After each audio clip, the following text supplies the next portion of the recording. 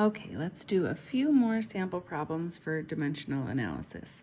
So here we have our order, which is 250 milligrams, and our available quantity is 125 milligrams in 5 milliliters. So what we want to find out is X milliliters. That is our desired quantity or desired unit. So we have X milliliters equals, and then remember, if we have milliliters here, we have to have milliliters to start on the top. So we put our order first. So we have 5 milliliters, and then what pairs with 5 milliliters is 125 milligrams. Okay, and then since we have milligrams here, we have to move that up, and milligrams goes here on top. Now we have to put our order, so 250 milligrams, and then there's no other information that we need, so we just put it over 1, and then we plug it into our calculator. Before we do that, let's label it. So this is our available quantity, and this is our order. This is what we want. And this is what we want to cancel. Okay, so hopefully that labeling helps you.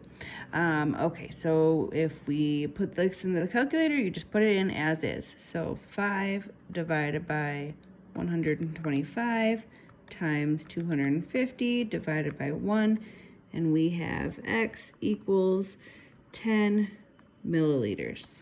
Okay, now we don't know the situation here, but if we're looking at 10 milliliters and it's some sort of injection or something like that, we might want to question that. But if it's a 10 milliliter oral solution, then we're totally fine there. Since we don't have that information, we're just going to move on. Okay, so the next one, our order is 150 milligrams, and we have available 50 milligrams in 2 milliliters. So here we also want to find out X milliliters. Okay, so X milliliters equals, since we have milliliters here, we have to put milliliters on top, and our first step is to put our available quantity. So 2, and what goes with 2 is 50 milligrams. And then we just move the milligrams to the top here, and then put our order, 150 milligrams. And there's no other information here that we need, so just goes over 1. So again, we have our available,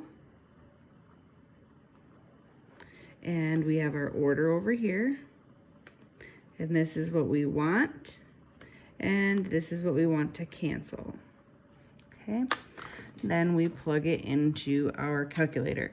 So just as is, 2 divided by 50 times 150 divided by 1, and we get X equals 6 milliliters. Don't forget your label.